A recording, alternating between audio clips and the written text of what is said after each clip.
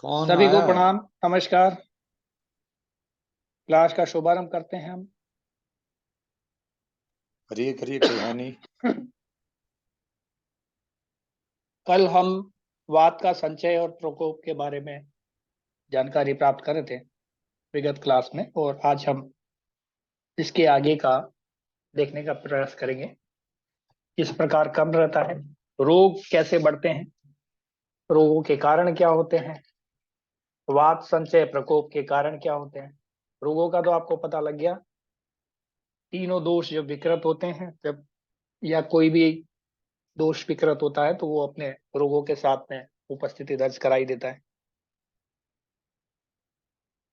तो आज हम जो चर्चा करने वाले हैं वो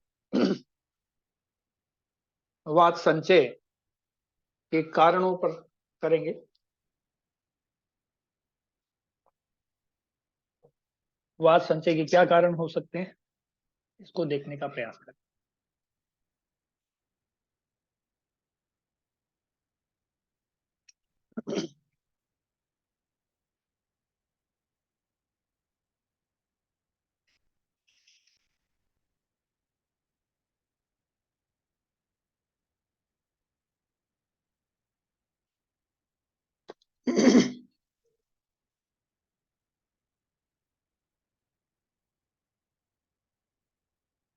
तो हम चर्चा कर सकते थे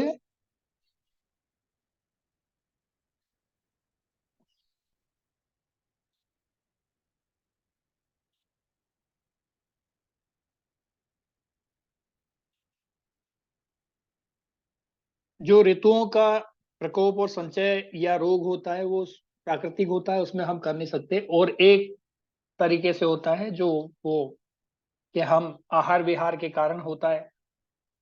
ऋतुओं के अलावा जो हम गलत तरीके से आहार विहार करते हैं उससे प्रकोप और संचय होते हैं। उसी प्रक्रिया में हम आगे बढ़ते हुए देखते हैं कि का आगे का क्रम क्या होगा।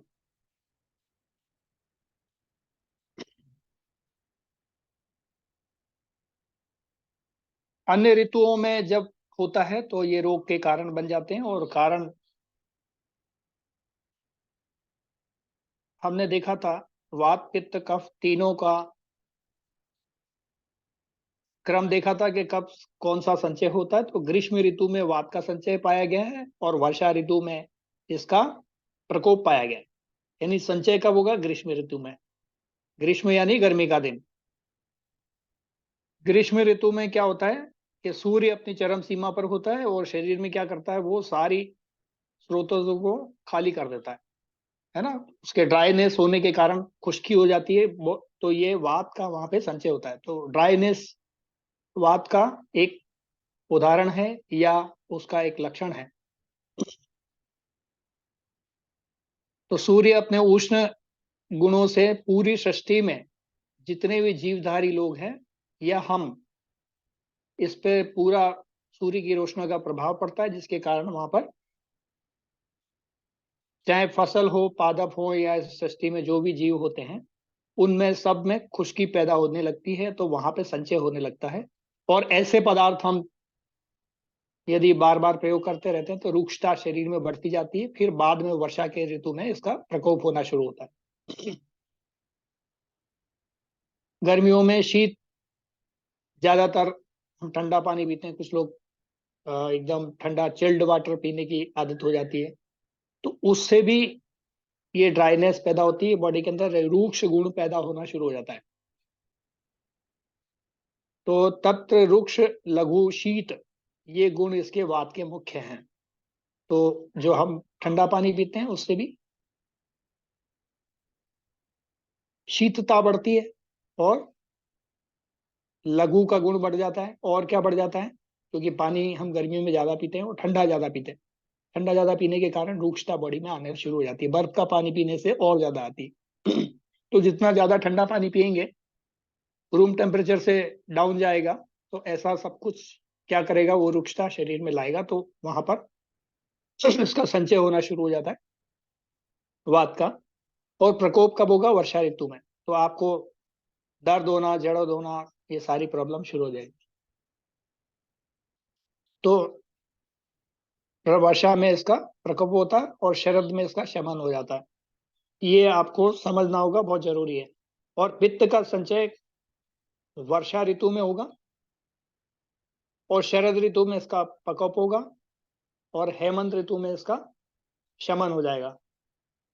और कफ यानी शिशिर ऋतु में कफ का संचय होगा, बसंत ऋतु में इसका प्रकोप होगा और शमन ग्रीष्म ऋतु में हो जाएगा। तो संचय अवस्था में पित्त विपरीत गुणों की इच्छा होती है। संचय अवस्था में क्या होता है, हमेशा विपरीत गुणों की। तो संचय अवस्था क्या है, तो जैसे बात की हमने ग्रीष्म ऋतु देखी, तो ग्रीष्म ऋतु में क्या विपरीत गुण की इच्छा होती है, ठंडा पानी पीने की ज्यादा इच्छा होती है, क्योंकि गर्मी बढ़ रही है। गर्मी बढ़ रही है तो विपरीत गुणों की इच्छा होगी। तो जो मौसम है उसके विपरीत गुणों की इच्छा होती है, शरीर को आवश्यकता उसकी ज्यादा फील होती है, और हम उसके चक्कर में, उस चाल में ठंडा ठंडा पानी पीना शुरू कर देते हैं और ठंडी एसी का सेवन करते हैं। ऐसी अवस्था में क्या होता है, शरीर में ग्रीष्म ऋतु में इसका संचय होना शुरू हो जाता है और वात की वृद्धि जो है संचय का कारण बनती है, और वर्षा ऋतु में जाते इसका प्रकोप होता है। इस तरह से कारण का जो है क्या माना गया है, विपरीत गुणों में इच्छा होगी और रोग उत्पत्ति का अस्वस्थता प्रकट होती नहीं। तो रोग उत्पत्ति या उस समय क्या है, इसके लक्षण नहीं दिखते। लक्षण कब दिखेंगे, बारिश में, वर्षा ऋतु में दिखेंगे। तो पहले जब संचय होगा तो वहां पे लक्षण नहीं दिखेंगे, हल्के फुल्के लक्षण दिखना शुरू हो जाते हैं कभी कभार, लेकिन वो भी ज्यादा संचय हो जाता है तो। नहीं तो ग्रीष्म ऋतु में ऐसे संचय के कम ही ऑलरेडी पहले से वात संचय है या वात की अवस्था है, तो ऐसे लोगों को ज्यादा संचय में गुण भी थोड़े बहुत लक्षण दिखते हैं, लेकिन ऐसा नहीं कि वर्षा के ऋतु के बराबर दिखेंगे। तो उसकी अगली ऋतु में जहाँ प्रकोप काल है उसके ज्यादा लक्षण प्रकोप काल में ही दिखेंगे। संचय की अवस्था ग्रीष्म वात की, तो उसके आगे वाला प्रकोप और फिर उसका शमन काल होगा। संचय के कारण हमने चर्चा कर ली थी, तो वात का उष्ण युक्त आहार ग्रहण करना, ये मैंने आपको बता दिया। शीत यानी ठंडे से ये प्रकोप के कारण हो जाता है, और शमन में उष्ण युक्त स्निग्ध आहार का, इसको हम कर चुके थे। हम अब आगे की ओर बढ़ते हैं थोड़ा सा। तो इस तरह से हमने क्रम को देखना और समझना पिछले समय में प्रयास किया था, पिछली क्लास में। तो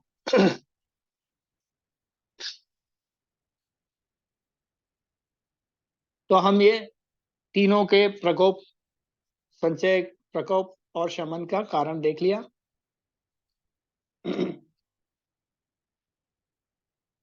और थोड़ा सा आगे बढ़ते हैं और उसको डिटेल में जानने का प्रयास करते हैं।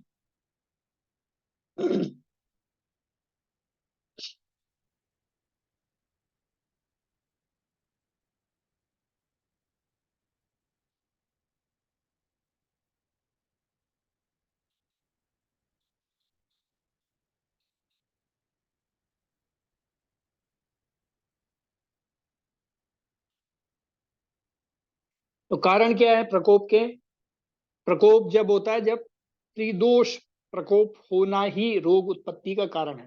ये तीनों दोष उसमें गड़बड़ा जाएंगे, उनका बैलेंस बिगड़ जाएगा तो रोग उत्पत्ति का कारण बनेंगे।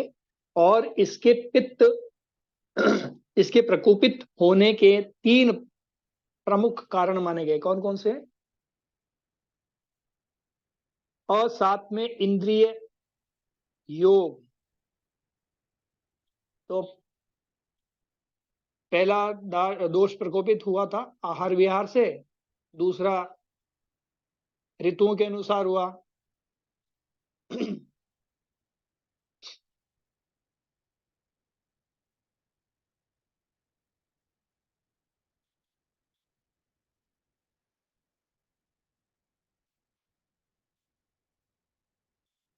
तो साथ में इंद्रियार्थ संयोग, दूसरा काल, और तीसरा कर्म। अब इन तीनों को हम समझते हैं।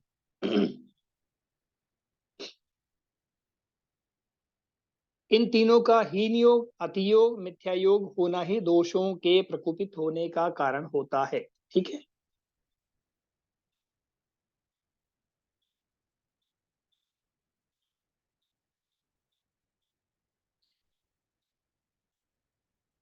अब इसको समझते हैं कि असात्विक इंद्रियार्थ संयोग क्या होता है। राइट, इसको जानते हैं। तो पहला क्या है, इंद्रिया का अपने अर्थों में संयोग। तो इंद्रियों का अपने अर्थों में, अर्थों के साथ संयोग। अब इंद्रियां आपने देखा होगा, पंच इंद्रियों की स्टडी की है। 5 प्रकार की इंद्रियां हमारी, आंख, नाक, कान, त्वचा, है ना, इस तरह से जीवा, जीभ।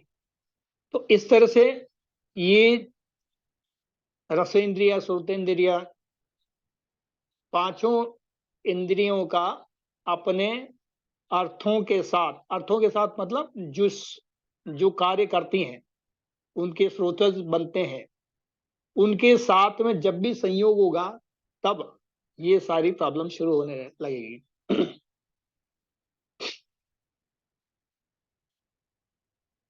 तो इसमें देखते हैं हीन योग। हीन योग का मतलब अल्प संयोग। उदाहरण यानी जैसे ज्यादा दूर की चीजों को देखना या सुनने की कोशिश करना, है ना। बहुत कम आवाज आ रही है, जबरदस्ती अपन कान लगा के सुनने का प्रयास कर रहे हैं। तो ये जो इंद्रियों का अपने अर्थों के साथ संयोग पैदा कर रहे हैं हम इस तरह से, तो ये हीन योग कहलाएगा। हीन योग का मतलब कम, यानी ज्यादा दूर की चीजों को हम देख नहीं पा रहे हैं, दिख भी नहीं रही है, लेकिन जबरदस्ती कोई ना कोई आंखें गड़ा करके देखना, तो ये क्या है, हीन योग कहलाएगा।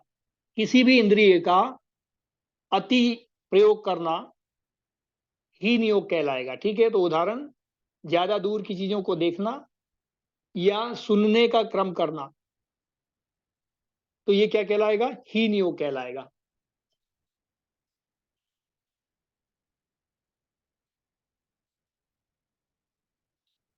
तो इंद्रियों का कार्य तो यही है, स्वाद चखना, ज्यादा मतलब सुनना, और साथ में देखना, और स्पर्श करके महसूस करना।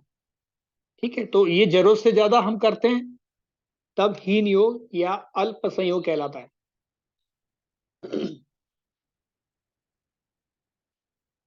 अब वो दिख रहा नहीं है, 1 किलोमीटर दूर है, जबरदस्ती हम देख रहे हैं, तो ये हो गया अल्प संयोग, है ना।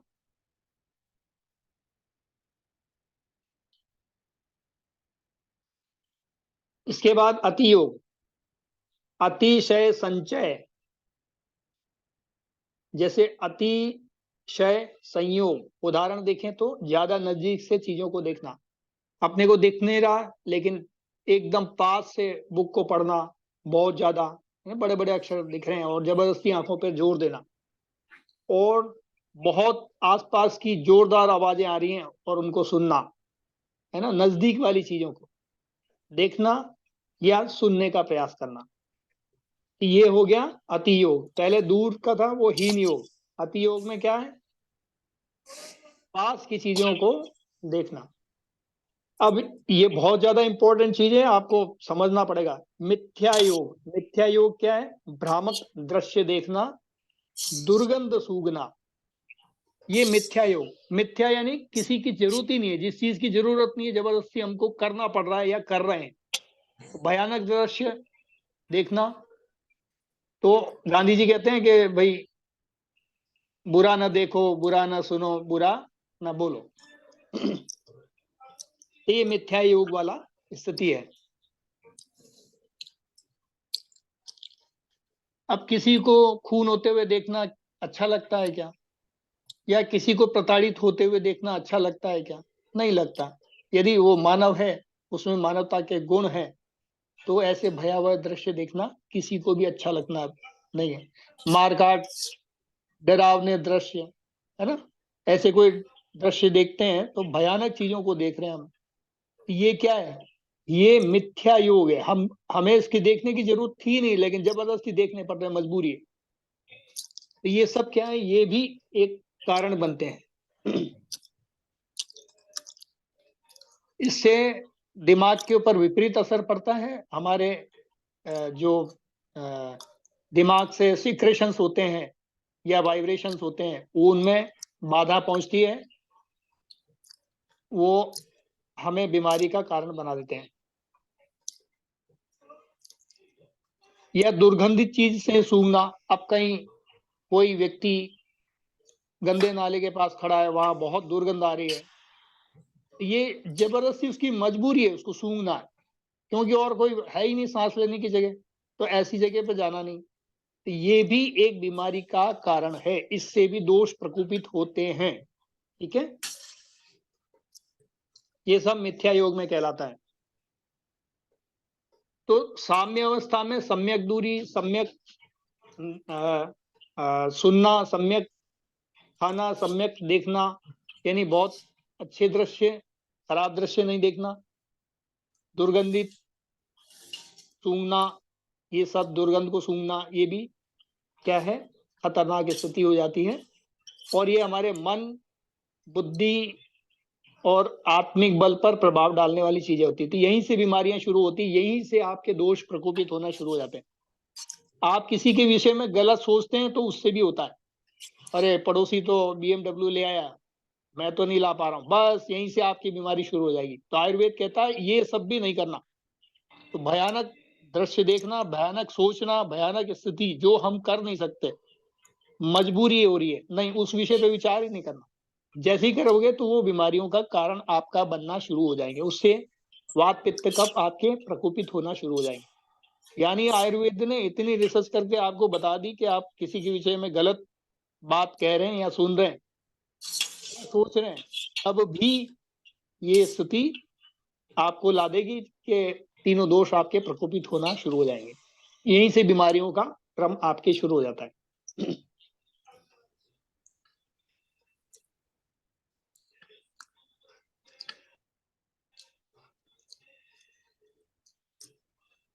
तो यहाँ पर जो बताया गया हीन योग, अति योग और मिथ्या योग, ये तीनों ही स्थिति में हमारे दोष प्रकोपित होते हैं। ये आयुर्वेद ने अच्छे से हमको समझा दिया है, और यही हमारे कारण बनते हैं बीमारियों के। ठीक है, इसके बाद में देखते हैं काल नंबर 2 में। तो ऋतुओं में माना जाता है कि हीन योग, अति योग और मिथ्या योग ये भी होते हैं। अब इनसे भी क्या बीमारी आती है? यस। तो ऋतुओं में माना जाता है कि हीन योग क्या कहलाएगा? अल्प होना। यानी उदाहरण के लिए ग्रीष्म ऋतु में गर्मी का कम पड़ना, है ना, गर्मी पड़ नहीं रही है तो हमारा शरीर में जो गंदगी है वो पिघल के बाहर निकल नहीं रही है, हमारे स्रोतज बैन हो गए हैं, रुक गए हैं, जाम हो गए हैं। ये गर्मी को सहन करने की क्षमता हमें पैदा होगी। भाई गर्मी से ही तो कोई चीज पिघलती है, तो हमारे जो फैट है बॉडी का ये इकट्ठा होता जा रहा है, क्योंकि गर्मी हम सहन करना ही नहीं चाहते।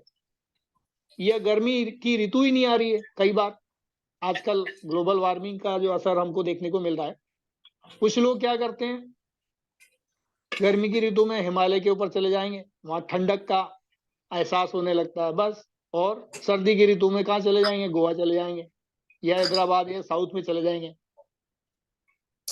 तो सर्दी में साउथ की तरफ जाना, जहां हम रह रहे हैं वहीं पे रहना ठीक रहता है। ये जो बदलाव करते हैं जबरदस्ती का, बिना मतलब का, ये बदलाव भी आपको बीमारी का कारण देता है। तो काल, ये काल के संदर्भ में माना गया है इसको।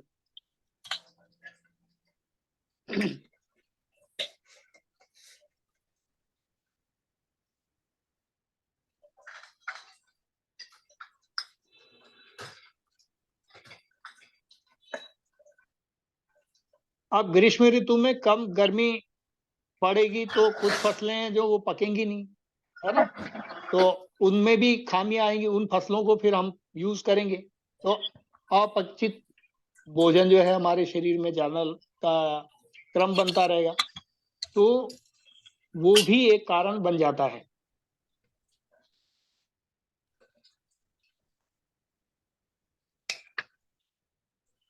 तो काल का हीन योग देखते हैं तो ये हमें समझ में आता है कि ऋतुओं का ठीक से काम नहीं होना। गर्मी में सर्दी पड़ रही है, सर्दी में गर्मी पड़ रही है, बरसात पड़ रही है ना, गर्मी आती नहीं, कई बार बारिश शुरू हो जाती है।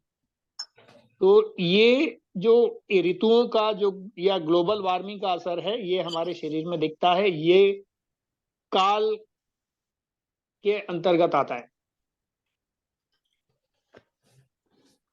अब अति योग में देखें तो अतिशय होना, उदाहरण गर्मी में बहुत ज्यादा गर्मी पड़ना, है ना, बारिश में ज्यादा बारिश पड़ना, सर्दी में ज्यादा सर्दी पड़ना, ये ऐसे मिथ्या योग। मिथ्या योग में विकृत होना, यानी मिथ्या योग हम उसको सहन करना ही नहीं चाहते, लेकिन मजबूरी है। जैसे सुगंध का सूंघना या दुर्गंध का सूंघना, ये हमारी मजबूरी थी। तो यहाँ पर भी मिथ्या योग, यानी हमें आवश्यकता है नहीं, मिथ्या जबरदस्ती। कहते हैं ना, मिथ्या भाषण नहीं करना, फालतू की बात नहीं बोलना है, तो मिथ्या, ये सब मिथ्या ही है। तो विकृत होना, तो ग्रीष्म ऋतु में वर्षा, और वर्षा में वर्षा या सर्दी पड़ना, तो ये जो क्रम होता है, ये हमारे को बीमारी का कारण देता है।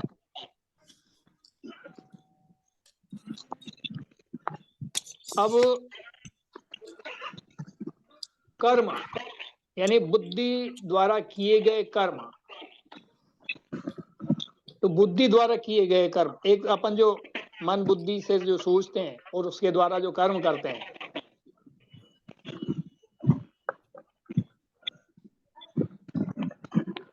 तो 10 प्रकार के हमारे शास्त्रों में पाप कर्म बताए हैं। पाप क्या है, पुण्य क्या है? जो करके पछताए वो पाप, जो करके हर्षाए वो पुण्य। ठीक है, तो जिसमें जैसे अंधे को आपको रोड पार करा के कितना सुख मिलता है, हाँ चलो आज तो एक अच्छा काम किया, है ना, तो ये क्या है, पुण्य कर्म है। तो ऐसे ही कई कर्म है, तो ऐसे 10 कर्मों का उल्लेख हमारे शास्त्रों में किया गया है। तो पाप कर्म और पुण्य कर्म, ठीक है, तो ये काबिक में आता है। चोरी, हिंसा, ये नहीं करना। अब ये वाचिक कर्म क्या आ गया? वाचिक का मतलब किसी के विपरीत सोचना नहीं, उसके लिए गलत वो बोलना नहीं, है ना, ये हो गया। तो गलत बोलना वाचिक हो गया। और काबिक यानी हाथ पैरों से किया गया क्षति, यानी किसी को पहुंचा रहे हैं, अपने कोई कर्म कर रहे हैं। वाचिक यानी भाषा, ये शब्दों से किसी को अनशन बोल रहे हैं, गलत बोल रहे हैं। तीसरा मानसिक, यानी मन के अंदर जैसे ही हम किसी के प्रति गलत विचार या गलत धारणा का उपयोग कर रहे हैं, ठीक है, ये भी पाप कर्म कहलाते हैं। ये सब क्या है, कर्म है। तो पाप कर्म जैसी करेंगे तब भी आपको बीमारी आएंगी, पहले तो मानसिक आएंगी, फिर शारीरिक आना शुरू हो जाएंगी। क्योंकि जैसे पाप कर्म करेंगे मानसिक होगा, तो फिर वो उसका जो है शरीर के ऊपर प्रभाव देखने को मिलेगा, और वो धीरे धीरे शारीरिक भी कर्म ऐसे होने लग जाएंगे। क्योंकि हम पहले दिमाग में किसी के प्रति गलत भावना सोचेंगे, तभी तो बोलेंगे, और बोलेंगे तो फिर करेंगे भी, है ना। तो ये इसलिए कहा गया मानसिक, यानी पहले सोचना ही नहीं, गलत विचार किसी के प्रति सोचना नहीं, विचारना नहीं। सब सृष्टि में सब कुछ अच्छा है, कभी भी कुछ भी गलत नहीं होता, ऐसा मान के चलिए। यानी पॉजिटिव लेना है, पॉजिटिव सोच के साथ में जीवन जीना। तो जैसे ही आप नेगेटिव सोचते हैं या मानसिक रूप से गलत विचार आपके जैसे दिमाग में आते हैं, तो आपकी शक्तियों की हानि हो जाती है शरीर में। तभी आप एक साथ जब हम प्रैक्टिकल देखेंगे तो मेरे को आप याद दिलाएंगे, तो मैं उसको एक प्रैक्टिकल करके बताऊंगा इसको। खाली मैं कहूंगा कि आप ऐसा करिए, 3 बार बोलिए कि हमारा वो फला जो रिश्तेदार है या मित्र है वो गलत है, वो गंदा है, बुरा है। बस इतना बोलने मात्र से या दिमाग में लाने मात्र से, केवल सोचो, आपकी ऊर्जा की हानि हो जाती है। तो ऊर्जा जब मैं आपको टेस्ट करके बताऊंगा तो आपको प्रैक्टिकली समझ में आएगा। ऊर्जा विज्ञान का रहस्य, यहीं से आपकी बीमारियां शुरू हो जाती हैं।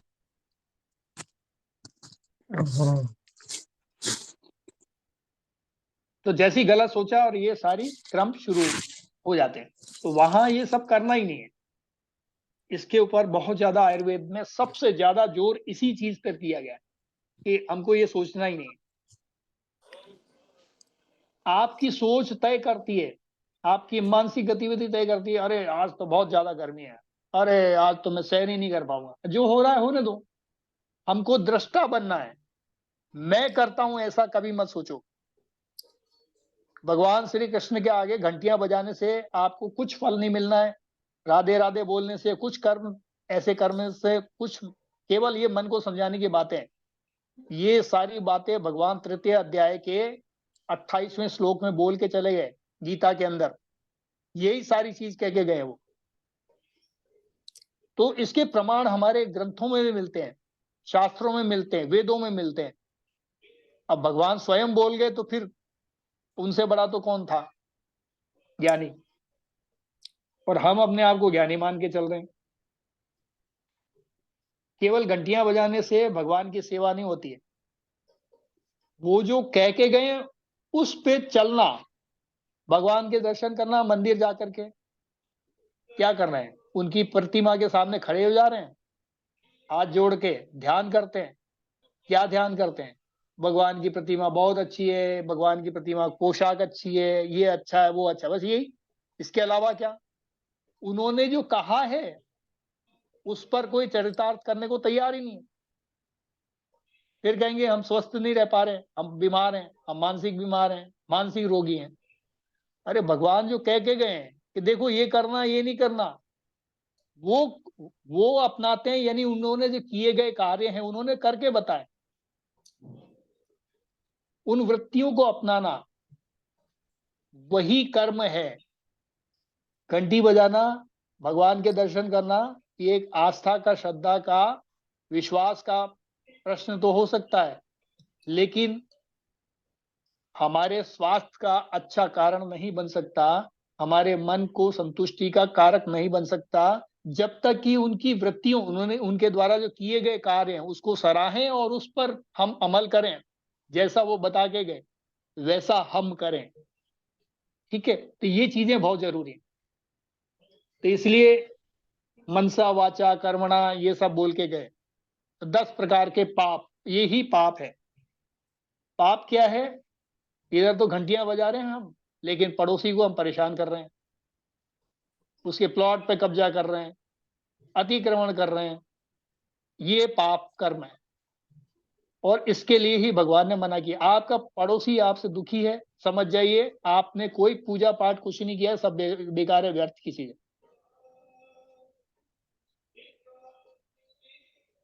तो ये यहीं से आपकी बीमारियां शुरू होंगी। आप बीमार तभी हो सकते हैं जब आप दूसरों के प्रति गलत विचार मन में लाएंगे, मन में लाएंगे तो करेंगे भी, करेंगे तो उसका परिणाम आपको भुगतना पड़ेगा। यही पाप कर्म है और कुछ भी नहीं। ठीक है, तो इसको हमको समझना होगा। इसका भी हीन योग, तो कम मात्रा में प्रयुक्त करना, यानी क्या है हीन योग आयुर्वेद के दृष्टिकोण से। उदाहरण, गर्मी में गर्मी से बचने के लिए उपचार कम करना, एसी चला लेना, है ना, बस यहीं से रोगों की आपकी उत्पत्ति शुरू हो जाती है। एसी क्या कर रहा, बॉडी में ड्राइनेस कर रहा, गर्मी और ज्यादा कर रही थी, एसी उससे दुगनी गति से करेगा, क्योंकि वात का गुण क्या है, ड्राइनेस पैदा करना। सूर्य की गर्मी आपको ज्यादा नुकसान नहीं करेगी जितना आपको ये कर जाएगा, क्योंकि ये सीधा वात आपके शरीर के अंदर घुस रहा है और वात का संचय हो रहा है तुरंत, तो उसका प्रकोप भी देखने मिलेगा। तो प्रकोप काल आने से पहले ही आप संचय कर लेंगे बहुत ज्यादा, तो आपको संचय काल में भी परेशानियां भुगतनी पड़ेगी। तो इसको चीजों को समझना है। ठीक है, ऐसे ही रामायण की बात है, भगवान राम ने बताया कि कर्म अच्छे होने चाहिए। ऐसी भरत और राम संवाद को आप पढ़िए, भगवान ने कहीं भी जितने भी राज्य जीते हैं सीधे तौर पे अपने अधीन किए ही नहीं। राज्य केवल ईंट गारे पत्थरों पे राज करना नहीं होता, लोगों के दिलों में समा जाना राज करना होता है। तो आप दिलों में कितना समा सकते हैं, उसके लिए क्या कार्य कर सकते हो, जितना लोगों के दिलों में समाएंगे आप भी स्वस्थ रहेंगे, सामने वाला भी। तो रोग के कारण तो आप बनते हैं, लोगों के दिलों में नहीं समा रहे ना, इसलिए। तो आपको पहला कार्य क्या करना, लोगों के दिलों में समाने का काम करना है। ये भगवान स्वयं राम बता के गए हैं, इसलिए वो मर्यादा पुरुषोत्तम कहलाए। मर्यादा पुरुषोत्तम, पुरुषोत्तम पुरुषों में उत्तम। पुरुष का मतलब महिला पुरुष वाला नहीं, पुरुष प्रकृति पुरुष। प्रकृति तो ये सृष्टि हमारे चारों तरफ दिख रही है, जो जिसके हम दृष्टा हैं। तो हम दृष्टा हैं, हम पुरुष हैं, तो हमें दृष्टा भाव रखना है। क्या रखना है? दृष्टा भाव रखना है। मैं करता हूं ये नहीं, यही भगवान कृष्ण ने बताया तृतीय अध्याय के 28वें श्लोक में। तो जब कोई व्यक्ति संसार में ये देखता है कि मैं पंच इंद्रिय, हमारी पांच इंद्रियां मतलब पांच तत्व से हमारा ये शरीर बना हुआ है, और इस सृष्टि का मैं एक हिस्सा हूं। ये सृष्टि मेरे लिए नहीं है, ये सृष्टि का मैं एक हिस्सा हूं मात्र। ये भगवान समझाने का प्रयास कर रहे हैं पूरे गीता भर में। पूरी गीता का सार एकमात्र यही है। तो यहीं पर आयुर्वेद भी वो यही बात बोल रहा है। तो आयुर्वेद है क्या? ग्रंथों में से निकला हुआ सार ही तो है। ये कह रहा है कि सृष्टि में दृष्टा बनकर के जीना, यही आपकी जीवन विद्या है, जीने का तरीका। आयुर्वेद क्या सिखा रहा? जीवने का तरीका, जीवन जीने का तरीका सिखा रहा है। यहीं से आप रोग मुक्त हो सकते हैं, अदरवाइज संभव बिल्कुल नहीं। तो ये मैंने बिल्कुल स्पष्ट कर दिया आपको। रामायण के चौपाइयां बोल करके बजाने से, उससे करने से कुछ नहीं होगा। मैं आपको दो चार और श्लोक सुना दूं, उससे कुछ नहीं होगा। इसके आशय को चरितार्थ करना पड़ेगा, उस आशय को समझना पड़ेगा। खाली घंटियां बजाने से कुछ नहीं होगा। ठीक है? तो मैं अपना कर्म कर रहा हूं, क्योंकि मैं सृष्टि का दृष्टा हूं, हिस्सा हूं। सृष्टि मुझसे करवा रही है, मैं नहीं कर रहा। सृष्टि मुझसे करवा रही है, ये सोच रखनी पड़ेगी। मैं ये ज्ञान बांट रहा हूं, मैं कहूंगा इसका मतलब मैं गलत हूं। मैं नहीं हूं, मैं तो सृष्टि का हिस्सा हूं। इस हिस्से का जो सृष्टि करवाना चाहती है वो कर रहा हूं, बस। तो मैं क्या हूं? दृष्टा हूं। मैं देख रहा हूं, इस दुनिया में देख रहा हूं क्या अच्छा है क्या बुरा। उसी के 10 पाप कर्म जो बताए हैं, उसी को मैं नहीं, हम धारण कर रहे हैं। कर्म क्या है? धारण करना। ये ही सारी चीजें आयुर्वेद कहता है, यही भगवान कृष्ण बोल के गए, यही रामचंद्र जी बोल के गए। इन्हीं चीजों को बाकी जगह भी आप बाकी ग्रंथों में, गुरु ग्रंथ साहिब में देख सकते हैं। कई हिस्सों में आपको और बाकी ग्रंथों में भी ये सारी चीजें देखने को मिलेंगी। ठीक है? तो हमें सहयोगी बनना है सृष्टि का। इसके विपरीत कुछ करने का विचार मन में होना ही नहीं।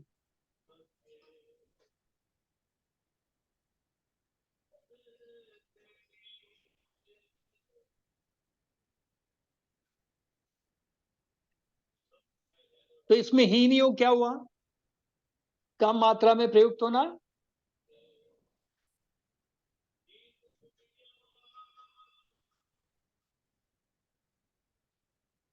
तो ये मैंने आपको बता दिया, 10 तरह के पाप जो है ना, कायिक, वाचिक और मानसिक, तीनों मैंने आपको बता दिए।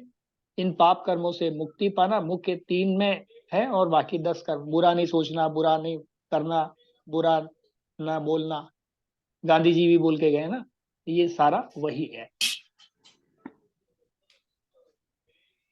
हीन योग, कम से कम प्रयुक्त करना। हीन योग क्या कहलाएगा? कर्म का कम से कम प्रयुक्त करना। यानी उदाहरण के लिए देखें, अपन सृष्टि के हिसाब से देखें तो ग्रीष्म ऋतु में गर्मी से बचने के उपाय करना। अति योग क्या हुआ? तो ज्यादा प्रयुक्त करना, यानी गर्मी से बचने के लिए ज्यादा शीतल उपचार करना, तो ये रोगों का कारण बनेगा। मिथ्या योग क्या हुआ? मिथ्या यानी विकृत कर्म करना। तो जिस चीज की आवश्यकता नहीं थी वो मिथ्या हो गई, है ना? मिथ्या क्या थी? आवश्यकता के विपरीत कार्य करना। मिथ्या क्या है? विकृत कर्म करना। विकृत कर्म करना क्या है? वेगों का धारण करना। वेग, हमारे अधारणी वेग हमने 13 पढ़े थे। छींक, मल मूत्र का धारण करना, समय पर आ गया नहीं जाना, छींक आ रही है तो छींकना नहीं, रुमाल लगा के छींकना, है ना, ये सब क्या है, ये सब मिथ्या योग है। राग द्वेष, अभी मैंने ऊपर बता दिया था मानसिक, अब यहाँ पे राग द्वेष, राग द्वेष किसी के प्रति घृणा का भाव पैदा करना, ये अच्छा नहीं है, बेचा है, ये बुरा है ना, ये राग द्वेष, द्वेषता का भाव लाना, ये तो BMW ले आया, मेरा क्या होगा, मैं तो लाया नहीं। भाई आप भी, आप अपनी लकीर को बड़ा करो, दूसरे की छोटी, उसको लकीर को मिटाने का कोशिश मत करिए। यदि आपको अच्छा जीवन चाहिए, एक अच्छी जीवन शैली चाहिए, तो आप दूसरों की लकीर बड़ी की हुई को मिटाइए मत, अब उससे बड़ी लकीर खींचने का आप प्रयास करिए, तो आपको जीवन में कोई तकलीफ नहीं देगी, ना समाज देगा, ना रिश्तेदार देंगे, सब आपको अपना जानेंगे। ऐसा ही भगवान राम ने रघुवंशम रामायण में बताया है, भरत राम संवाद के माध्यम से। आप चाहें तो उसको पढ़ सकते हैं, बहुत अच्छा है, पढ़ना चाहिए, लेकिन वो पूरा संस्कृत में है, उसके अर्थों को समझना है। तो मिथ्या योग, मिथ्या योग में क्या हुआ, वेगों का धारण करना और राग द्वेष का पालना, ये क्या मिथ्या योग। मिथ्या यानी हमें ये करना नहीं चाहिए था, हमें जरूरी थोड़ी है किसी के प्रति जबरदस्ती का राग द्वेष पैदा करना, ये जरूरी नहीं है।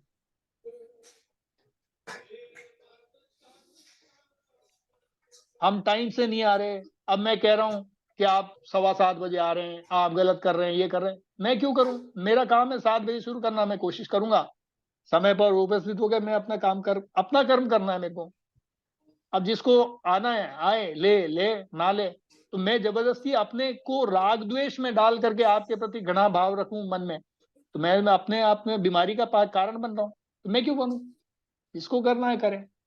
यानी सृष्टि में मैं दृष्टा हूं, आप भी दृष्टा बनिए, जो सृष्टि चल रही है इसके क्रम को समझना है, तो आपको रोग नहीं आएंगे।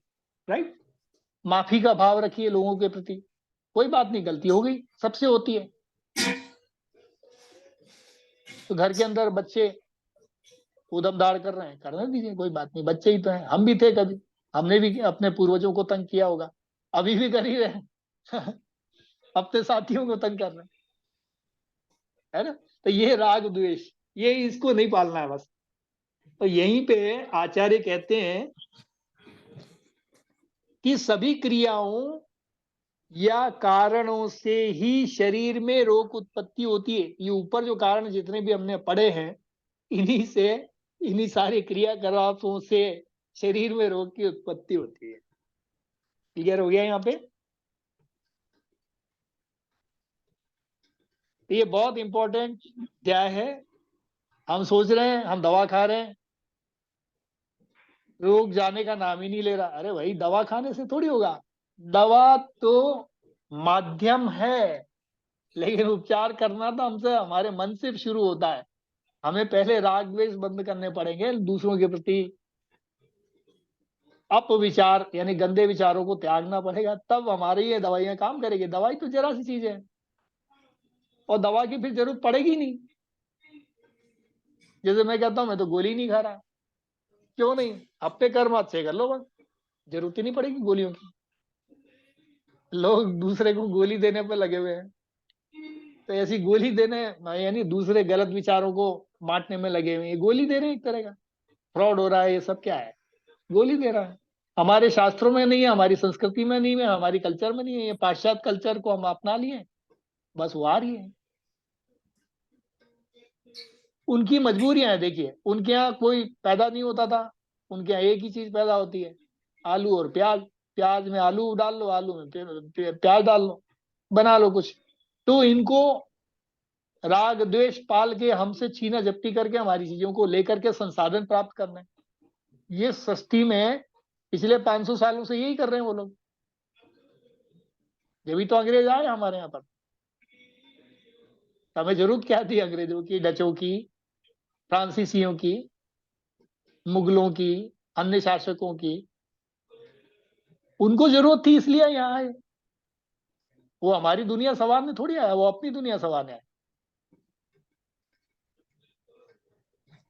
तो यहाँ पे मिथ्या योग का मतलब गलत कर्म करना।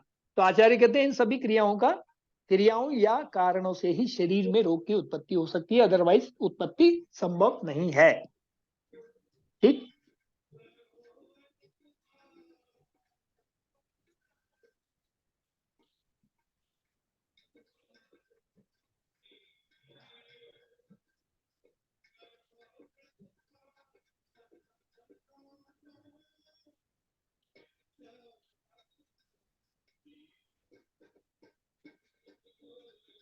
तो कारण मैंने 3 बताए थे, असात्मीय, इंद्रिय संयोग संयोग और काल और कर्म, तीनों हो गए।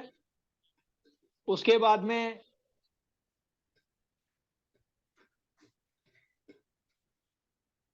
अब आते हैं आगे का, बढ़ते हैं।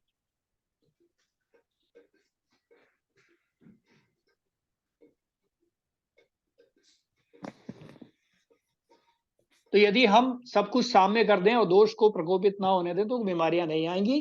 और अब इनके मार्ग देखते हैं कि कौन मार्ग से कौन रोग आता है, कैसे होता है ना।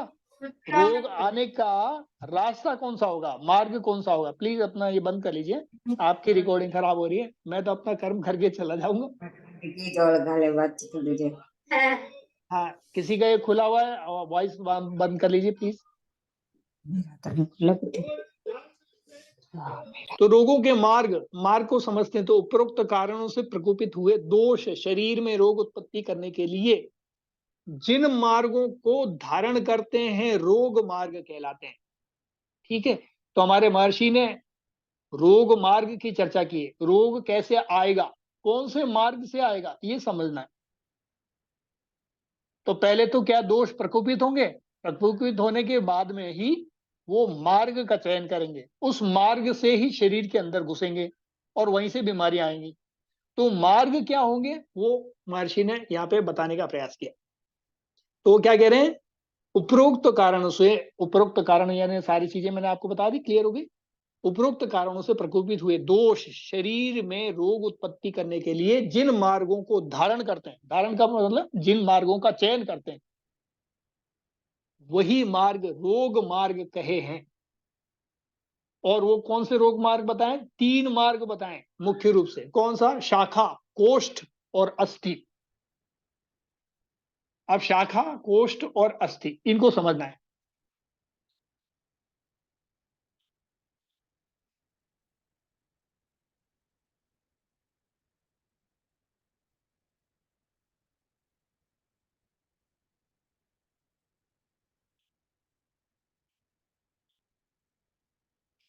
तो अब हम जो है मार्गों की ही चर्चा करेंगे कि मार्ग कौन कौन से हो सकते हैं, है ना।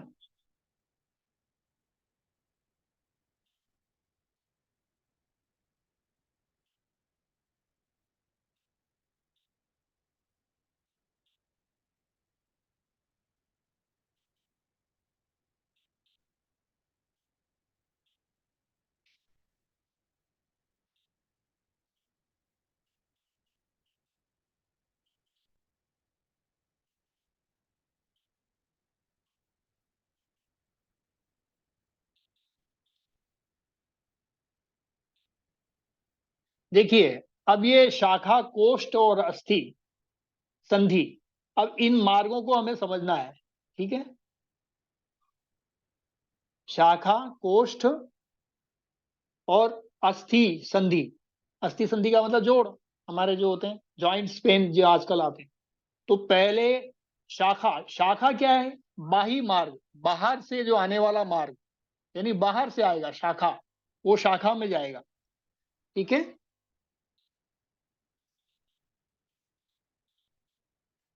अब इसको देखते हैं शाखा। तो शाखा क्या है, बाही मार्ग, बाहर से आने वाला। तो ये क्या है, आश्रय, रहते कहाँ है, आश्रय कब कहाँ मिलेगा इनको। मार्ग, जो बाही मार्ग है उसमें हमारे शरीर में बाहरी मार्ग से जब शरीर के अंदर वो प्रवेश करेंगे रोग, तो उसका आश्रय स्थल क्या होगा, कौन से स्थलों पे आएंगे पहले। ठीक है। ये आश्रय कहलाएगा। तो आश्रय क्या है, रक्त आदि धातुएं और त्वचा। ठीक है। तो हमारी 7 वो अस्थि मज्जा शुक्र और त्वचा, ठीक है। रस रक्त मांस मेद अस्थि मज्जा शुक्र,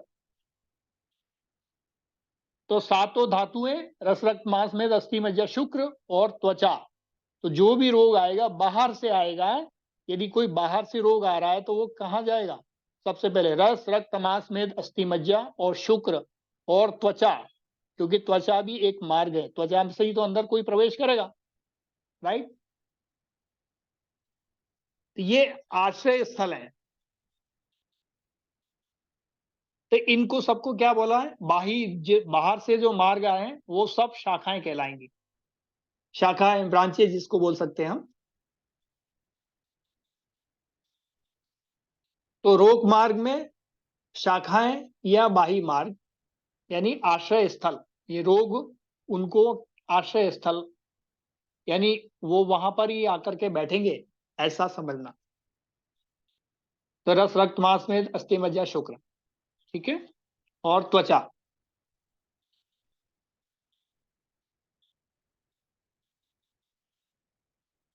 अब कॉन्सेप्ट समझे तो पहले दोष प्रकोपित हुए, फिर उन्होंने रोग मार्ग में प्रवेश किया।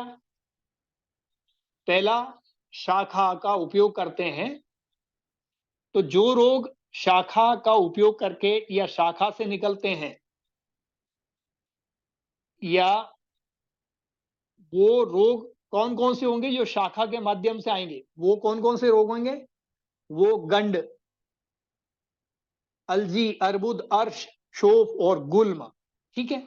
ये रोगों का वर्णन किया, यानी शाखा से कौन से रोग आएंगे? ये वाले रोग आएंगे, ठीक है।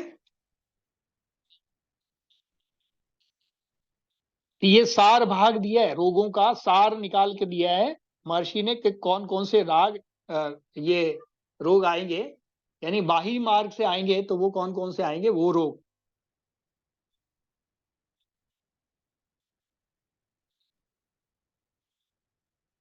तो गंड, अलजी, अर्बुद, अर्श, शोक और गुल। गंड का मतलब गलगंड, गले से रिलेटेड, क्योंकि गले में हमने सूंघा है तो ये भी एक वहां से गया रोग है ना, अंदर से बाहर से आया ना। अलजी, अर्बुद, अर्बुद यानी गांठ होती है, जो आजकल कैंसर की गांठें हो रही हैं, ठीक है, ये कहां से आया? बाहर से आया। अर्श यानी पाइल्स, शोप सूजन, गुल्म गांठें वगैरह जो बन जाती हैं, है ना, ये सारी चीजें देखते हैं। तो ये शाखा के अंदर से आए हुए ये रोग हैं। अब तो ये जाएंगे कैसे? उन धातुओं को और त्वचा के सिस्टम को ठीक कर दो, शाखा को ठीक कर दो, ये रोग वापस चले जाएंगे। तो जैसे आएंगे वैसे ही जाएंगे।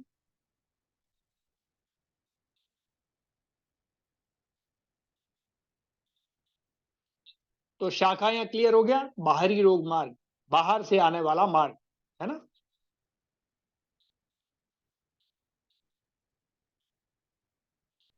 शाखा क्या कहलाती है आयुर्वेद में? रस रक्त मांस मेद अस्थि मज्जा शुक्र और त्वचा, बस इतना ही याद रखना है। शाखा में कौन से आगे पार्ट? रस रक्त मांस मेद अस्थि मज्जा शुक्र और त्वचा। मैंने कई बार रिपीट कर दिया, मेरे को लगता है आपको रिपीट करते करते बार बार ऐसे ही याद हो गया होगा, है ना। याद करने की आवश्यकता पड़नी नहीं है। अब कोष्ठ क्या है? कोष्ठ जो अंतर के मार्ग, अंदर के मार्ग है ना, अंतर मार्गीय। कोष्ठ का मतलब अंदर, अंदर के मार्ग। और इनका आश्रय स्थल क्या होगा?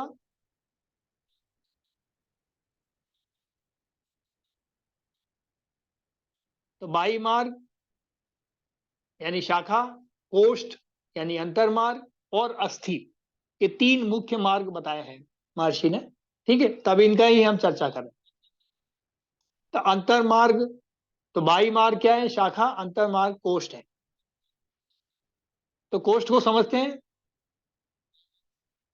आमाशय, पक्वाशय, गर्भाशय, आमाशय, पक्वाशय और गर्भाशय, ठीक है। तो जो भी खाली स्थान है जहां पे वो कोष्ठ है, वो आंतरिक मार्ग हैं जो रोग को लाने वाले हैं। तो यहाँ से ही महास्रोत हैं, ये सबसे ज्यादा बड़े स्रोत माने गए। तो आमाशय यानी पेट, पक्वाशय यानी आपकी बड़ी आंत, और गर्भाशय जहां से हम लोग पैदा होते हैं, यानी योनि मार्ग। ठीक है, योनि। तो इस सृष्टि में चाहे कोई भी आता है, दुनिया में आया है, तो योनि मार्ग से आना है।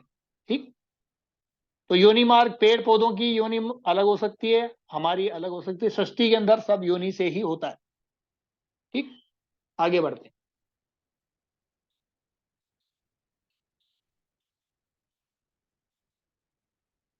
और क्या क्या है जो खोखले मार्ग, और क्या क्या है, फुसफुस है, हमारा फेफड़ा है,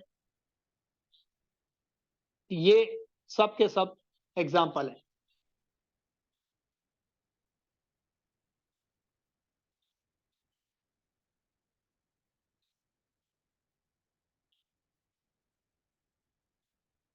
तो 8 कोष्ठ हैं हमारे शरीर में, कौन कौन से? बस्ती यानी बड़ी आंत, पकवाशय है ना, आमाशय, ये सब को।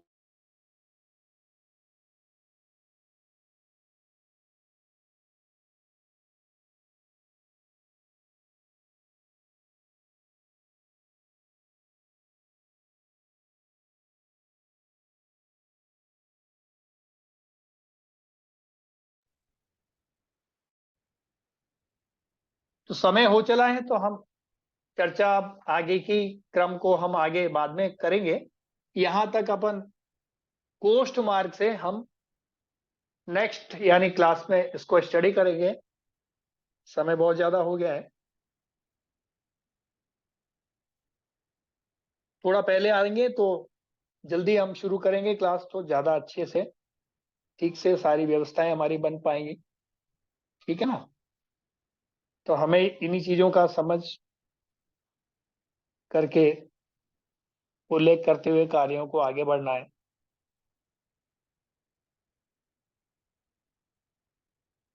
तो आज का समापन करते हैं। सभी को प्रणाम, नमस्कार।